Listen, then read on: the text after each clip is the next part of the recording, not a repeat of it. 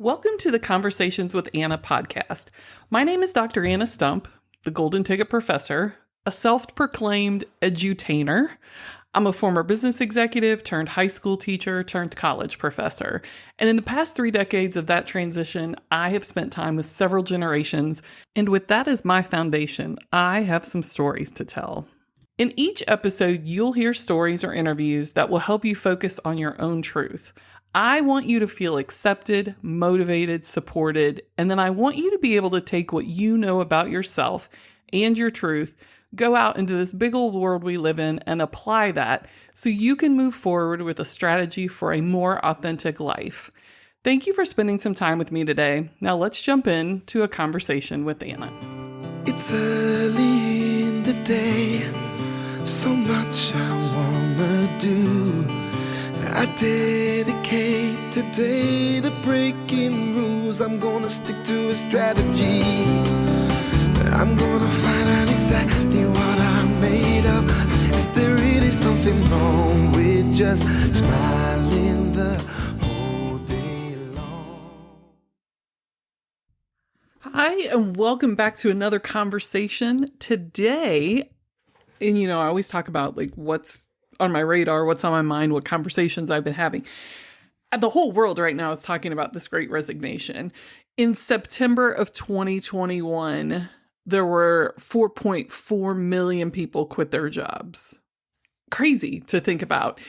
We kind of knew that this would be an outcome when we study past psychological outcomes of pandemics and things like that. There's a ton of just really amazing research out there. A lot of really telling predictions by a lot of people.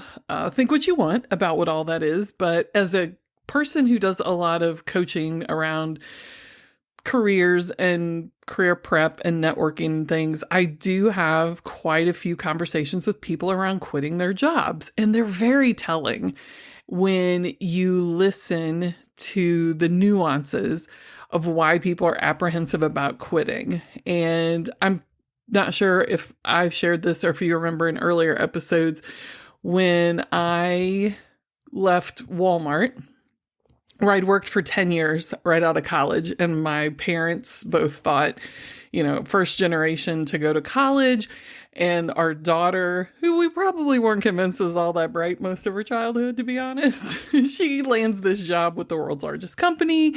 In 10 years, she moves to 6 different states, 13 addresses. She works in training development at the home office. She's travel on corporate jet. They thought I had just landed in the honeypot, right? They were so proud. And I call my dad and say, I'm going to go back to school and become a teacher. And he hung up on me.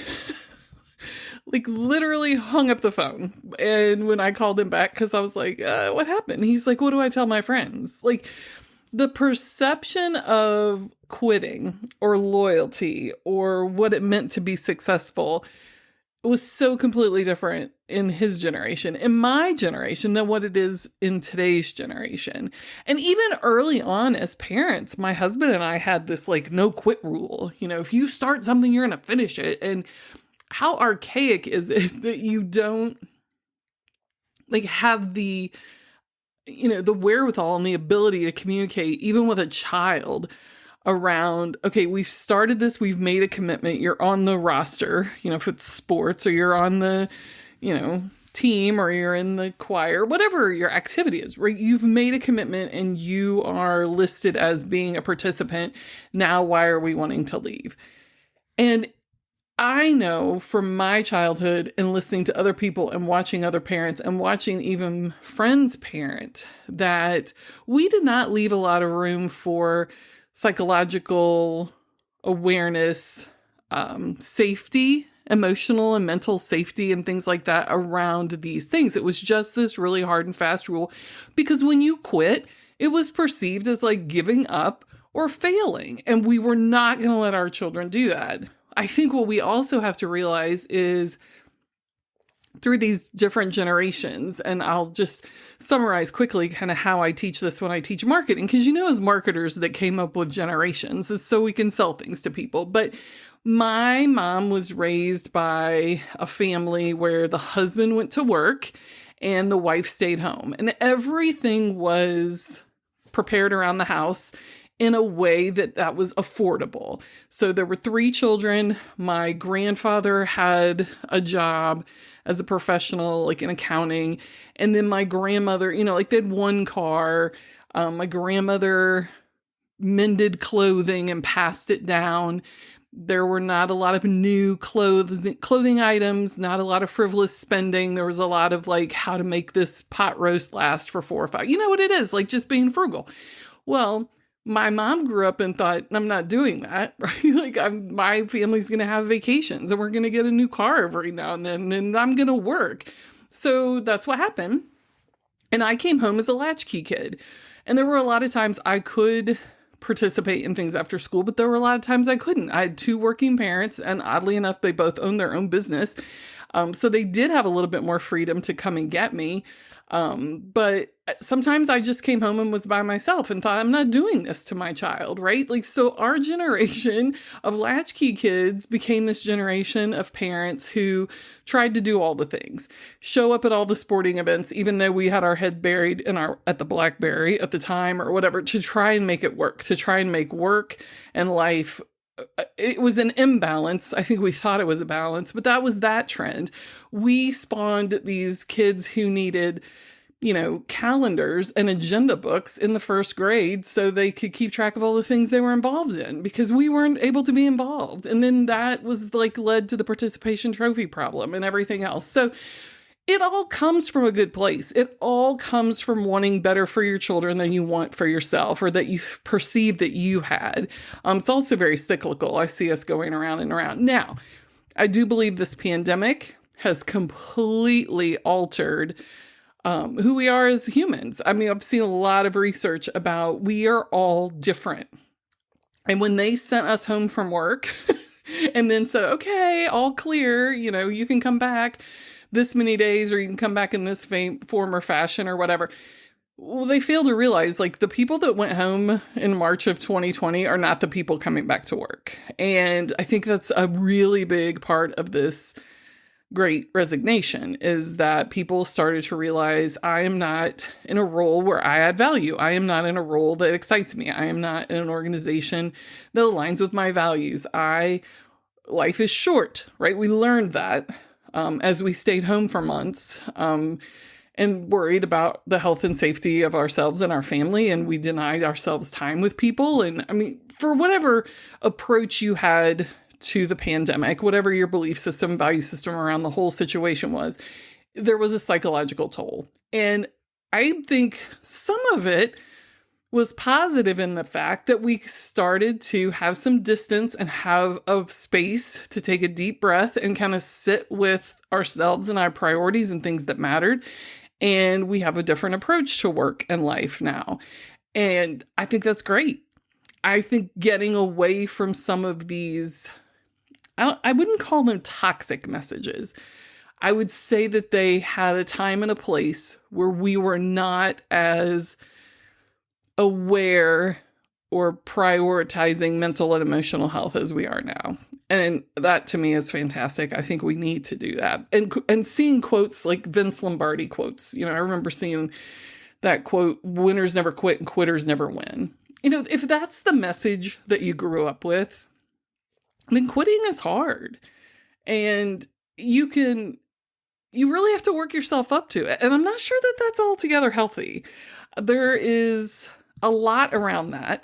And that's kind of what I wanted to talk about today, because I've had a couple of coaching clients who were really grappling with, do I quit my job? And one of them was making over $90,000 a year. And the biggest roadblock to leaving to go either into work, into a consulting business for themselves, which they know they can do. I know they can do it. Like, it's kind of a no-brainer, to be honest with you. That is the route this person should take at this season of their life because of, when I tell you the network this person has built and the body of work this person has, like, it is a no-brainer. And this person would have so much more flexibility and probably more income. But the wording around hating to leave the people that they work with in their current role. And then concern for how the employer will react. Okay, we got to hit a pause button here. Because I get, like, try being a classroom teacher and leaving a job. Because in your mind and in your heart, you're leaving those kids. And you don't stop to process that they leave at the end of every academic year. Like, they leave you. That is how this whole system is designed.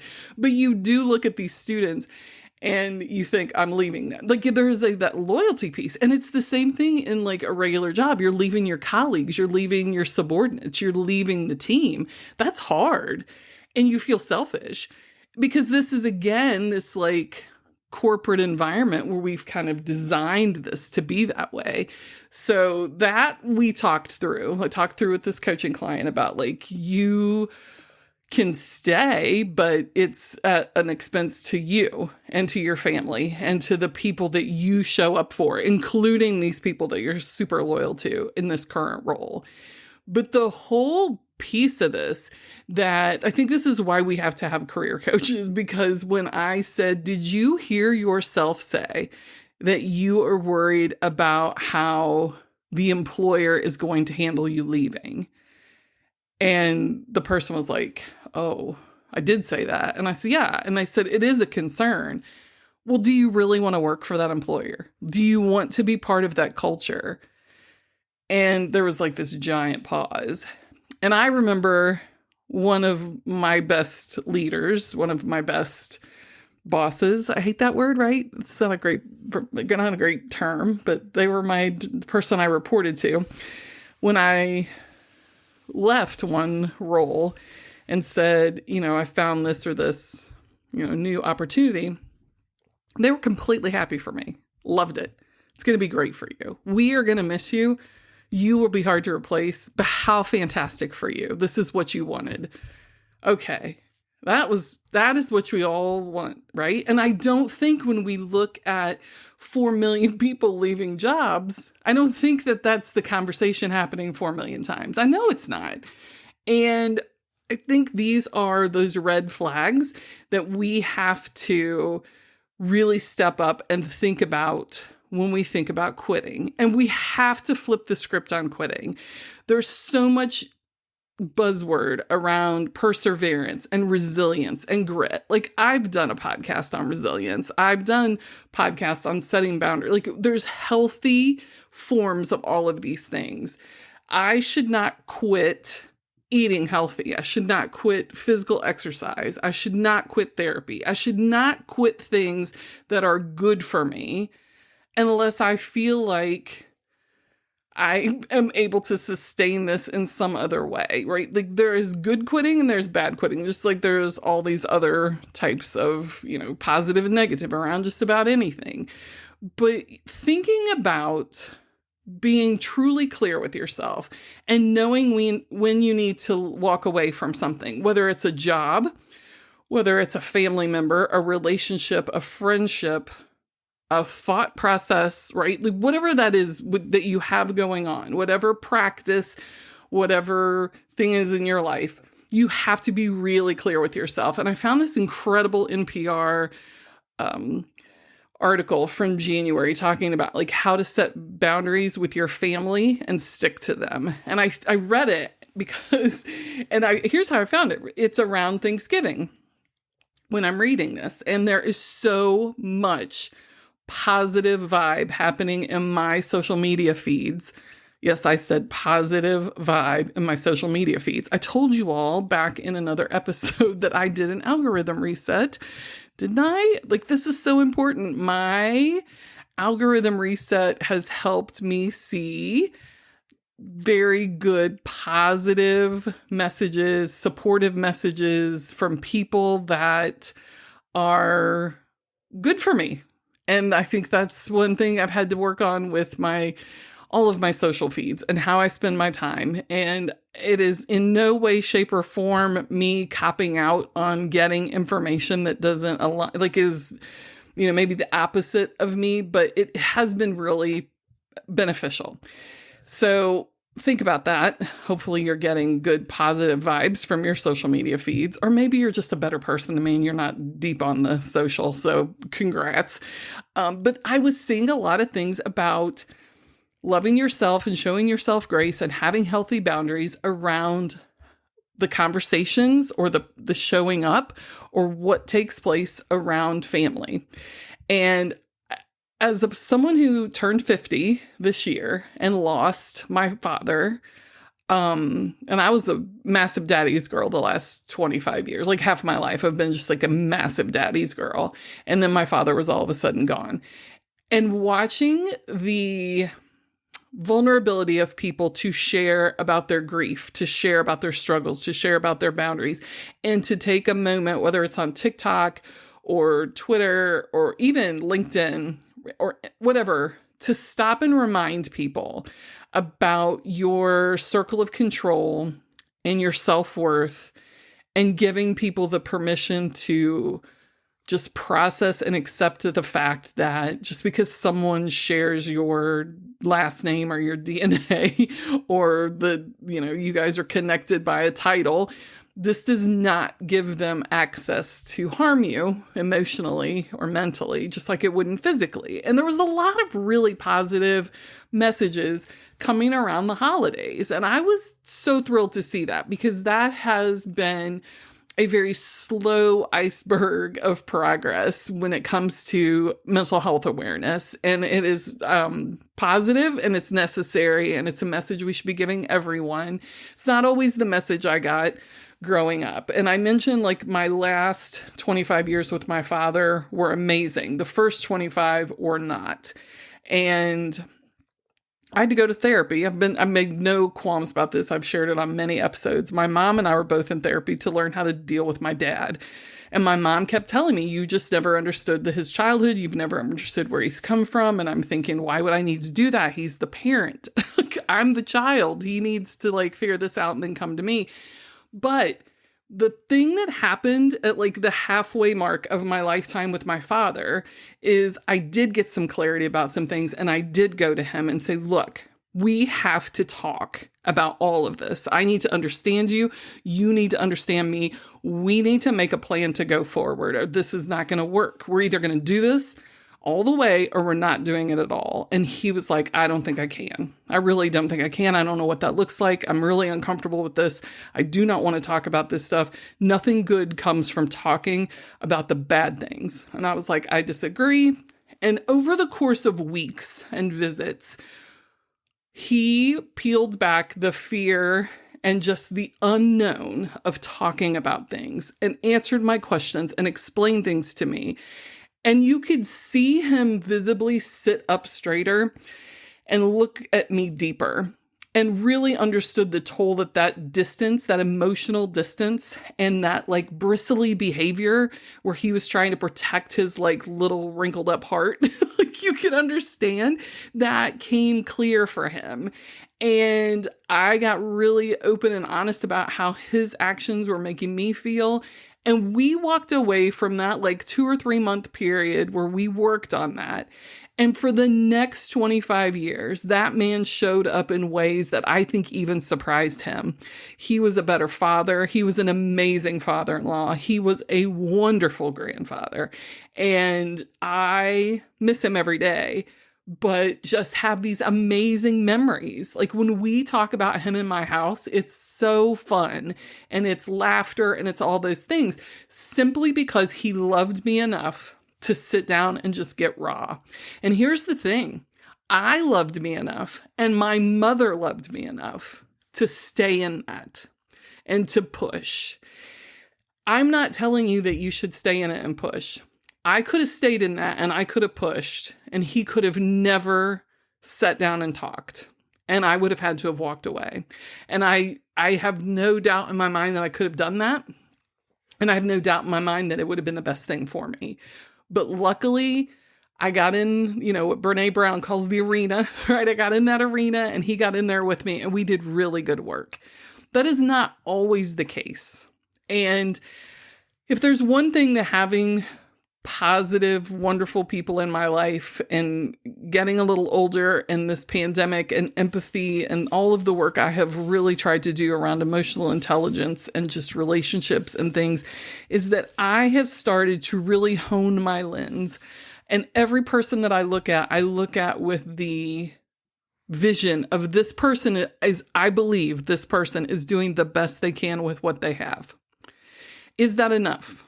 Is that enough for them to have access to me, to my time, to my heart, to my loved ones, to my bandwidth, whatever it is? Is this enough?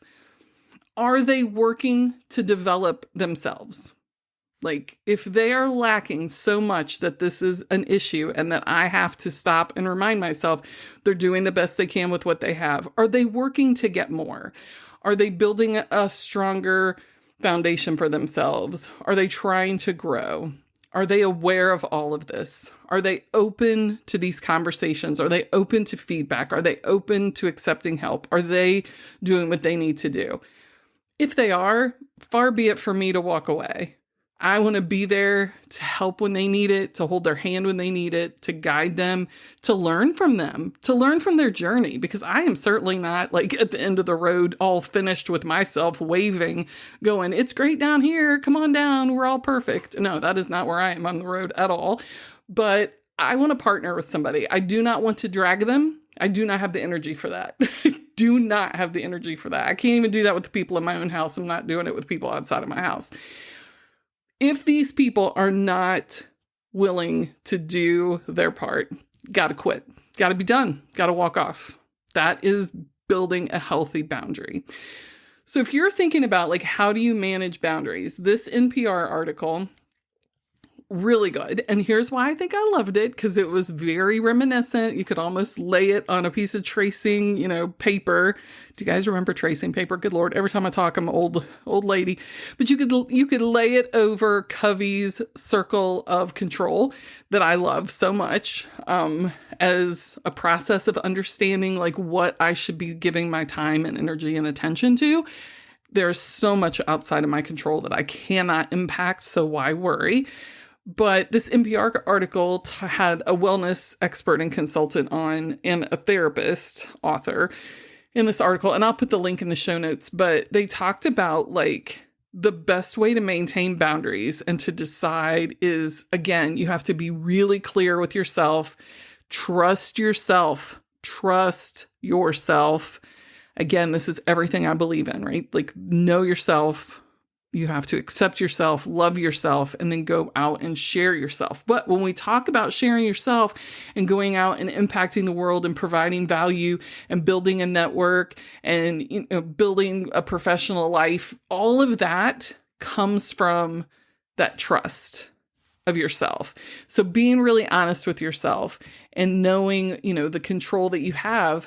This author, I think it was the author, yes, the wellness writer and consultant, along with this therapist, said that they recommend an exercise called the boundary circle, where you draw a circle on a page. And I think, again, this goes back to me telling you things about journaling about yourself, making lists about yourself, really being intentional and putting things down on paper. Again, I'm old. Paper, pencil, pens, I don't know, colored highlighters, gel pens. It's all super fun to me. But use your phone, whatever you got to do. Do it in your head. Just make it permanent. Make it formal. But draw a circle. Inside the circle, the things that you need in order to be seen, supported, and heard. Okay? And everything else you leave outside of that circle. And that way you have clear boundaries that you can start to negotiate with the people around you. What are your bare minimum? And you can say, like, this is my bare minimum in any relationship. Like, I'm going to need to be respected. I'm going to need to trust you. Whatever those things are, those are very necessary for healthy relationships, including with yourself. And if you can articulate that, if you can make a list, if you can see it in writing, then you have the foundation for every relationship within your life. And it's also putting that flag down that says, I'm worth this. I matter, and I'm going to protect myself. That's huge. And it does really not matter if we're talking about a coworker, if we're talking about your boss at work, if we're talking about an entire organization or culture of your employer, it doesn't matter if we're talking about a relationship, a friendship, a mother, a father, a child, anybody. Like, this is a really impactful piece. Nothing is meant to last forever. It really, truly is not. We are not all out looking for our first job so we don't ever have to have another job, right? Department of Labor says today's learner will have between 10 and 13 jobs by the time they're 35. No job is meant to last forever. Back in the 90s, early 90s, late 80s, when they came up with the 401k, mobile retirement accounts, that was because the trend even then, people were not staying in jobs forever. We don't all have pensions. We are not made to be employed forever. So nothing is forever. You're expected to move on. You're expected to grow. You're never done growing, I hope. And you are expected to outgrow roles, outgrow organizations, outgrow things. Technology will kick you out of a role, the economy, whatever else, right? You will have to go on, whether it's your choice or not, at some point, make it your choice. Be clear about where you're headed. Relationships. I worked diligently for 25 years on having a positive relationship with my dad, forgetting the first 25 years. All good. If you asked anybody who knew my dad at 83 years old, we all expected him to be around another easy 15 years. There were times we joked in my house, my husband and I, the man might outlive us. He was just super active, very healthy. He was a workhorse. And I knew I would lose him someday. I was not expecting it to be the day that it was. But even then, I did that work and invested in our relationship and worked hard those last 25 years to keep good, positive lines of communication open, because he worked hard to get to that point, and he deserved me to give him my attention, my expectations. That was the other thing that was great about my dad, is he was so new to this like vulnerability and like open communication and love, because he did not have that growing up, that he would often look to me in certain situations, like, and you could just tell his thought process was like, is this okay? Is this what I'm supposed to be doing? He needed a lot of affirmation when it came to those things that were like touchy-feely. And I always gave that to him. I always gave him praise when he would do things, you know, like be here when we woke up in the morning when he visited, because he used to like to leave in the middle of the night so we didn't have to say goodbye to people, because he did not like saying goodbye. So when my son was born, I was like, look, you cannot be taken off in the middle of the night again. You don't do that to a child. And he was like, oh, okay, good to know. These were not things that came easy to him. And over the years, we began a tradition every morning when he would be leaving after he visited, he visited 3 or 4 times a year, or we would try and visit him a couple times a year. Every morning as we were departing, I took a picture with he and my son. And now I have these amazing photos, right? From when my son would like be held, because he was a tiny little guy, to like where my son's almost taller than his grandpa last year. Like, it's this amazing thing. And that is my reward. That is my reward for the work that I did. And our relationship ended because he passed away. We didn't quit on each other. And quite honestly, I'm still working at it, right? I'm still working to accept my grief and embrace good memories in a way that honors him, because he never liked to be sad. He had a lot of sadness in his life. And I'm still working on that. It's still a very positive, good relationship in my life. What wouldn't have been good is to try to make something out of nothing, or for me to have tried to meet him where he was, but then find myself going all the way over to where he was, because that level of energy and attention and emotion and distance and the buildup and then the transaction and then the letdown, all of that process for every visit would have taken its toll on me. And every time you rip a piece of yourself off like that for a person, you don't get it back. It doesn't grow back very easily. And as you do that over time, and then you start to settle in other areas of your life, because that becomes, I'm weakened from this, and then I get weaker at work, or I don't have the confidence or the energy to do what I need to do in this friendship or this relationship. Maybe you're different. Maybe it's just me, but I do not find unlimited like pools of energy and emotion and empathy to be dealing with a bunch of spinning plates that are really not healthy. And I just can't do it. And out of that, good, healthy boundaries are born. But I think it's very important to think about think about that boundary circle. Be your own inner expert. And draw the boundary circle when it comes to like your minimum requirements for a positive work environment, a positive friendship, a healthy relationship. And just constantly remember, maybe write it in a pencil. I don't know, because you constantly are changing. The world is changing. Everything is changing. So your boundaries have to shift and change with you. You want to draw lines. You just want to make sure you're not drawing them in some heavy Sharpie that you think are going to stay there forever. And we have to move on from a place where we feel like failure is, or quitting or walking away is some sort of negative failure.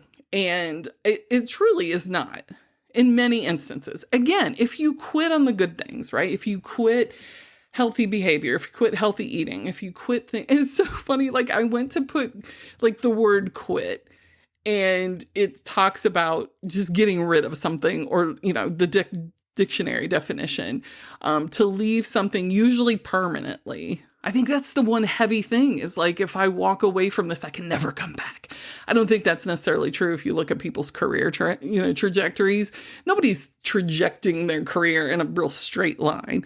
I think it's, crazy to say like, you're going to burn that bridge and never be able to go back across it, right? That's as archaic as like quitters never win or whatever. But I thought it was very interesting to think about even the Latin root of the word quit means calm, right? It almost like the Latin definition of the word means like things are calm. Like you knew you had some sort of like consternation or some drama or something bothering you, and you like leaned into the calm thing. So when you think about the ability to quit, and this is the conversation I've been having with a couple of people on their career journey, is like, how do I know this is right? It's scary. We all fear the unknown, but I'm like, this is when you grow. It's a terrible, terrible thing, right? This is a horrible life equation. But when we're scared, when we're out of our comfort zones, when everything feels really raw and really different, this is when you grow. It is truly when you grow. So thinking about like opportunity costs, I remember learning that in economics. I had taken economics a lot as a business major, and quite honestly, because I had to drop it and take it again because I never understood economics. But I do remember opportunity cost. The opportunity cost is not just for economics, it's for your life. What am I giving up to make this choice? When I decided to go back and get an MBA because I wanted to leave the high school classroom and go into teaching, I had a 2-year-old. And a husband who, loved his job and coached 2 junior high sports. So then I'm wanting to go to night class 2 nights a week for 2 years and take on $30,000 in debt. The opportunity costs in that scenario were like super heavy. I mean, it made no sense. But what do you gain from that? What do you gain from earning an MBA? People aren't going to take that away from you. You will have that the rest of your life. And honestly, when I was ready to move on into the college classroom, I moved on and then got my, it all kind of progressed the way that it should. And I had a good outcome from my opportunity cost. There are people who don't. There's choices I made in my life. And I have, I look at some like past friendships, past relationships, and I try to like close one eye and tilt my head and think, okay, there was a lesson there. That was not wasted time. But then you're also shutting the other eye and tilting your head the other way, going, well, there's time I'm never going to get back. That was not a good choice. But whatever we're putting our time, our energy, our money, our career, we worry so much in this world today about like, what's going to look like on my resume? What are people going to think? Those types of things. I don't know that really matters. I could quit my job as a college professor today and go out and dig ditches. And as long as I could list my transferable skills in a way that's going to help me get the next job, it is still time well spent. I'm still working. I'm still learning. I'm still telling my story. So I think we need to get away from that, but it's still there. It's still a problem. It's still how HR and different organizations look at us too. Again, back to the Great Resignation. I think this whole system is kind of broken at the moment.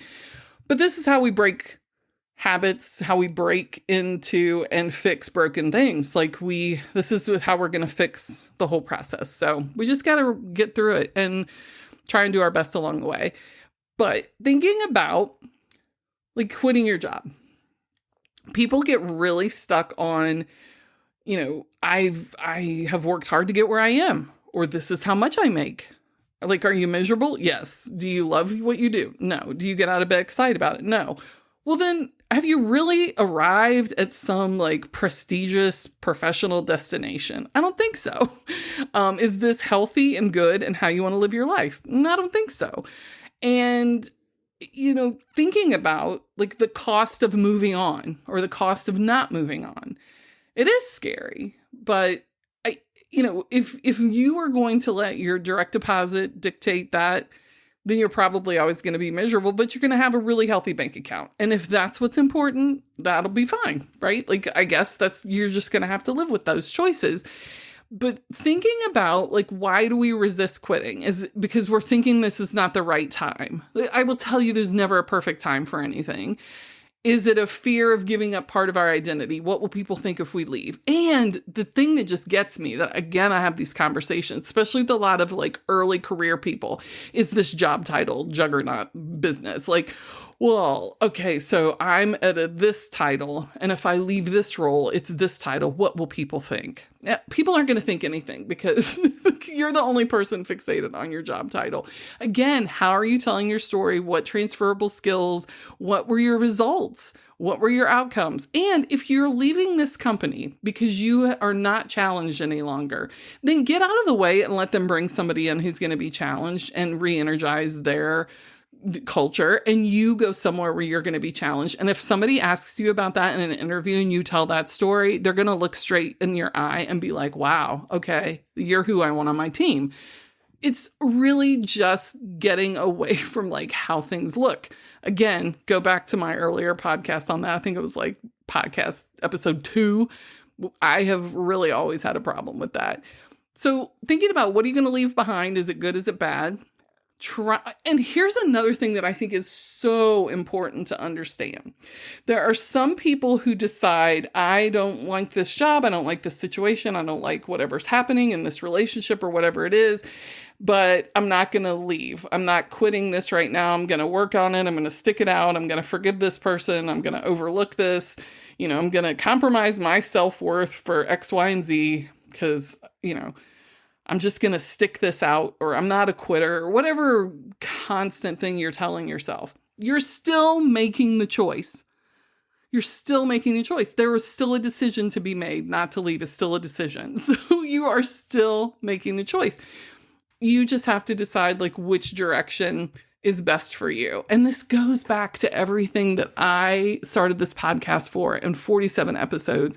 And everything that I try and talk about is your self-worth and putting yourself first. Because you can still love people to a limitless capacity and make their lives better by loving yourself and putting yourself first. It is so healthy. And that is one of the conversations I had with one of my career coaching clients is, if you leave this job, let's say $10,000 less a year, less, let's say $800 a month. If I called you on the first of the month, next month, and you're still in this job that's paying you this great money and also just beating you up every single day, and you go home and you're working for hours on the couch and you're miserable and you're exhausted and you're frustrated and you're stressed out. If I called you on the first of the month and said, look, I can take all of that stress away from you. I will give you time back with your family. I will give you your happiness back, but you need to write me an $800 check right now. You would write that check without thinking twice, wouldn't you? And the person said, yeah, I actually would. Well, then write it now. Quit the job. Take the new job. Move on. Take a little bit of a pay cut to buy back your peace. buy back your life, buy back your quality of existence for everyone else. Because I have to tell you, time is a limited and valuable resource. And if you are drawing things out that don't need to be drawn out, you're wasting your time. And there was a fantastic Twitter thread from Annie Duke, and I'm going to put this link in the show notes. Annie Duke was she's like a psychologist and a poker. I don't know, she's very interesting. But she put on this Twitter thread that talked about the whole concept of time being valuable, and time is a limited resource, right? We have a finite time on this planet, and that we actually need to learn to quit things faster. Quit things faster, because you can spend that resource on more things that matter. You can quit things faster and go do and learn new things, which think about, I've talked about on this podcast before when I got my new job and had all of these hats to wear. I'm doing all of this stuff outside of being a professor that I hadn't done for so long that I was like, this is super fun to have more responsibility and more things in my life that are new. And look at me out here learning and doing and accomplishing. This is fun. But if I had just stayed because I felt loyal to my students or the university as I was at before or whatever it was, I wouldn't have had those moments. You need to quit things faster to make more room. If you quit a lot, Annie Duke says, if you quit a lot, you can better figure out what you like. The more stuff you try, the better you will know your own preferences. Oh my goodness. Oh my goodness. Talk about some Twitter knowledge, right? This is fantastic. The more stuff you try, the better you will know your own preferences, and you will be better at picking what to stick to, what not to quit. The more you quit will get you to the place where you will learn what not to quit. And I believe this works with careers, it works relationships, it works with a lot of things, including family members. I'm telling you this, they are not interchangeable. I get that, but man, there's a lot of toxicity comes from the loyalty we feel or the amount of shame around your relationships with people in your family. We have been trained to think of quitting as a form of failure, but that is not true. The skill of knowing when and what to quit is what brings you to success.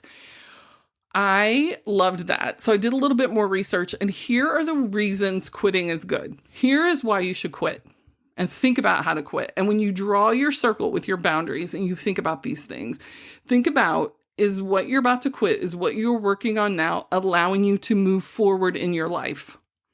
Please don't quit my podcast, because I even put it in the title of the podcast, Stories to Move Yourself Forward. Are you moving forward in your life? I'm kidding. That was a shameless plug, but I'm a marketer. What do you want?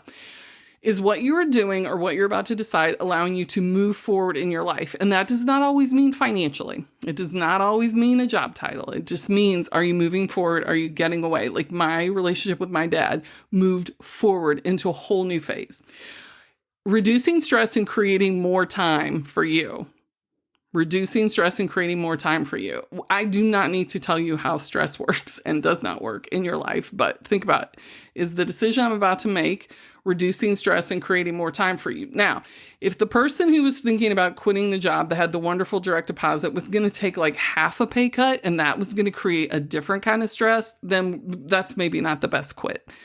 But think about that. Does this all make sense? Is the overall big picture of this decision reducing your stress? Are you creating more emotional and energetic space for yourself? Whew, right? Are you giving up all of this stress and all of this shame or all of this, guilt, whatever these byproducts are of you being in this role or being around these people? Is walking away from this going to create more emotional and energetic space for you? Will it create new opportunities for you? And are you empowering yourself to become self-compassionate? Hello, that's what I'm talking about. That is why I'm here. People who are more self-compassionate have less depression, anxiety, and stress, and are more likely to be happy, resilient, and optimistic about their future. In short, people who are more self-compassionate have better mental health. That is what we need in this world for all of us. And I honestly think this is what the Great Resignation is about. And I'm going to leave you one more filter to use. This was a Fast Company article. I will also put the link to this in the show notes. But 4 questions to ask yourself before you quit something. And maybe put this next to your circle when you draw it. Why did I do this thing in the first place? Why did I pursue this in the first place? Whoops. And if it's a family member, like maybe you didn't. Maybe you were just born into this. Maybe you just got here by happenstance. Okay, good to know. Or maybe you got this job for the wrong reasons, right? If you start thinking about maybe I took this job because this job title was snazzy, or I thought this would look good on my resume. Well, that was probably not the best reasons. And now look where we are. Second, why do I feel like I need to quit this? Why for the quit, right? We talk about our why all the time. Why do you feel like you need to quit? Third, have I done everything I can to make this work for me? Have I done everything I can, circle of control, to make this work for me? Not for anyone else, not for the other people, not for the owners, not for anybody. Have I done everything I can to make this work for me? And what do I have to gain by quitting? Those are all very powerful questions that I think would be super helpful. So I will put all of this in the show notes. And again, this episode has a little familiarity with the Great Resignation, and I get that. But that is what's happening, and a lot of people are grappling with this right now. And some people are saying, like, if all these people are quitting their jobs and only 2% of resumes are getting looked at, I'm going to wait this out. I don't think that that's smart either. I think you have to do what you have to do, and you have to look at all these resources and the things I've talked about today. And finally, the bottom line is this. Do not make this choice in isolation. Talk to people that you trust. Talk to your network. Talk to people around you. And make this decision with all the best information that you can. But really, the best resource that you have is yourself and the amount of self-worth that you have. So hopefully you have been with me through the last 47 episodes, and you know how important it is that I think that you know yourself, that you accept yourself, love yourself, and value yourself enough that you're ready when these moments come. And that hopefully you can help some other people through their moments as well. That's what I'm hoping to do here with you on this episode. Hope to hear from you. My website, as always, is goldenticketprof.com. You can get a hold of me there on Instagram or Facebook, LinkedIn, all those, Twitter. Would love to hear from you if you have thoughts or if I can somehow help you. Go out and quit the things you need to. Stick with the ones that are good for you, especially good, healthy things for your body and your mind and your mental health. Thank you for listening.